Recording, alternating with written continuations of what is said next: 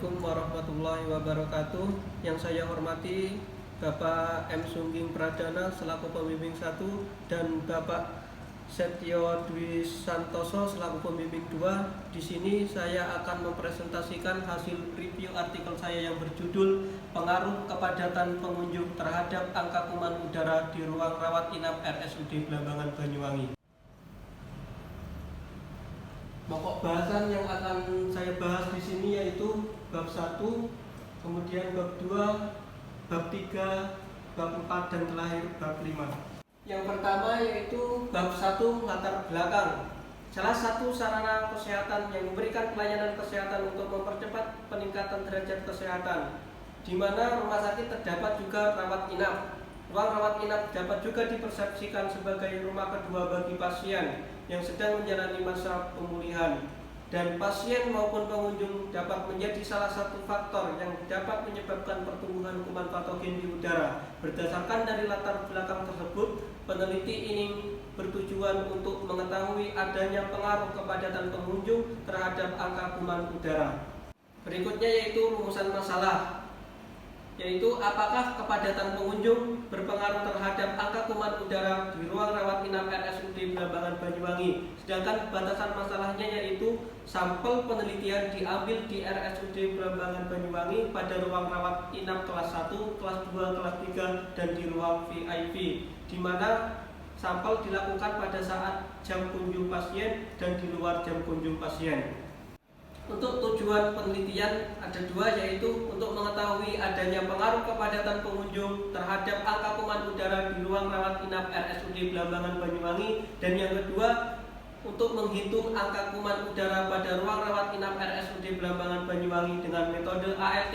Sedangkan manfaat dari penelitian ini yaitu bisa mendapat wawasan pengetahuan dalam pemeriksaan mikrobiologi, khususnya pemeriksaan mikrobiologi udara. Yang berikutnya yaitu bab 2 tinjauan pustaka. Yang pertama, penjelasan dari rumah sakit merupakan institusi pelayanan kesehatan yang menyelenggarakan pelayanan kesehatan perorangan secara paripurna, yang menyediakan pelayanan rawat inap, rawat jalan, dan juga gawat darurat.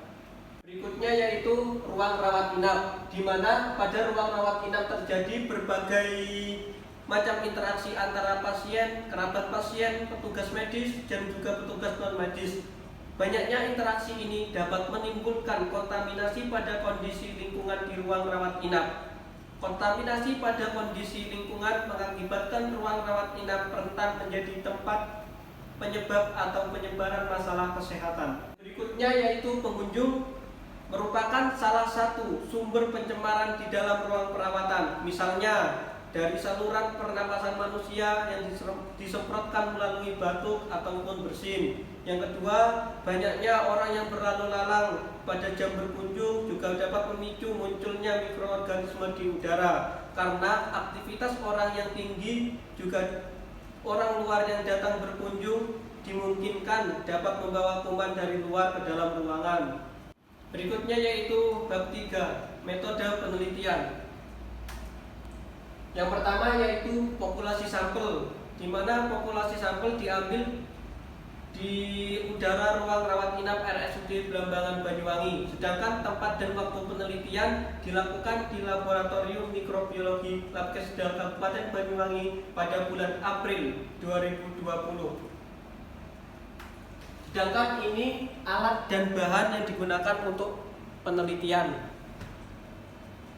Ini merupakan prosedur penelitian yang saya lakukan. Yang pertama yaitu disiapkan alat microbiological air sample seperti gambar nomor 1. Lalu pada bagian tutup hitam bagian atas itu diambil. Lalu nomor 2, ambil media Na, lalu dimasukkan ke dalam alat microbiological air sample yang bagian atas itu. Kemudian yang nomor 3, ambil bagian tutup media Na, nyalakan tombol hijau pada alat tersebut, lalu tunggu 1 jam. Setelah 1 jam, lalu tekan tombol merah pada alat. Kemudian media Na ditutup lagi dan dimasukkan ke dalam inkubator, ditunggu sampai selama 24 jam pada suhu 37 derajat Celcius. Kemudian besok harinya diambil media NA dari inkubator dan dilakukan penghitungan koloni pada media NA tersebut. Berikutnya yaitu bab 4, hasil dan pembahasan. Ini merupakan hasil penelitian yang dilakukan oleh Clara dan kawan-kawan pada tahun 2019. Jika kita lihat dari tabel ini, di kelas 3A, kelas 3B maupun kelas 2 dan kelas 1 terjadi peningkatan hasil angka kuman udara dari pagi hari ke sore hari, di mana seiring dengan peningkatan jumlah pasien pada pagi hari dan sore hari. Sedangkan pada ruang VIP A dan VIP B dengan jumlah pengunjung maupun pasien pagi hari dan sore hari yang relatif sama, yaitu 2 pada pagi hari dan 2 pada sore hari, dan VIP B 3 pada pagi hari dan 2 pada sore hari, terjadi penurunan hasil angka kuman udara, di mana peningkatan yang sangat signifikan yaitu terjadi pada ruang kelas 2, di mana pada hasil pagi hari sebanyak 1697 CFO per M kubik mengalami peningkatan pada sore hari sebesar 4030 CFO per meter kubik. Sedangkan yang ini yaitu penelitian yang dilakukan oleh Nurvita sebelah kiri, mengalami peningkatan pada sore hari sebesar 1522 pada ruang kelas 3, dan juga di kelas 2-nya mengalami peningkatan juga sebesar 1095. Sedangkan yang sebelah kanan ini penelitian yang dilakukan oleh Citra, di mana pengunjung rata-rata sebanyak 12 orang dengan angka kumannya sebesar 162.250 di ruang kelas 2. Sedangkan di ruang kelas 1 rata-rata pengunjungnya 9 orang, angka kumannya kita lihat sebesar 32.250 CFO per meter kubik. Berikutnya yaitu pembahasan. Yang pertama, penyebaran mikroorganisme di udara bisa berasal dari 3 fenomena lingkungan, yaitu partikel debu, droplet, dan inti droplet. Partikel debu kebanyakan masuk dalam ruangan melalui sepatu, bisa pakaian, dan juga karena terbukanya pintu dan jendela, serta akibat buruknya unit ventilasi. Droplet di udara yang berbentuk selama aktivitas manusia bisa hanya mengandung debu saja, ataupun debu material biologi seperti bakteri.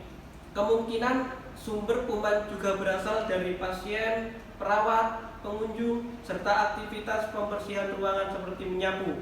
Hal ini memungkinkan mikroba yang terdapat di lantai terhempas karena ukurannya sangat kecil dan akan berada dalam udara. Jumlah pengunjung pasien yang didukung dengan aktivitas yang dilakukan oleh pengunjung dalam ruangan juga dapat mempengaruhi keberadaan bakteri atau kuman. Yang terakhir yaitu bab 5, kesimpulan dan saran. Untuk kesimpulannya, kepadatan pengunjung berpengaruh terhadap peningkatan angka kuman udara. Saran yang pertama, untuk pasien, keluarga pasien, dan pengunjung untuk lebih memperhatikan kebersihan diri sendiri dan juga kebersihan pasien yang dikunjungi, dan untuk tetap menjaga keadaan ruang rawat inap agar tetap bersih. Yang kedua, untuk rumah sakit perlu melakukan pemeriksaan angka kuman udara secara berkala, serta menerapkan jam jenguk dan batasan jumlah penunggu pasien sehingga ruang rawat inap di rumah sakit dapat lebih mudah dikontrol dan mengurangi kemungkinan kontaminasi dari luar oleh para pengunjung rumah sakit. Demikian presentasi yang bisa saya sampaikan. Mudah-mudahan apa yang saya presentasikan bisa bermanfaat bagi orang lain. Kurang lebihnya saya mohon maaf. Wassalamualaikum warahmatullahi wabarakatuh.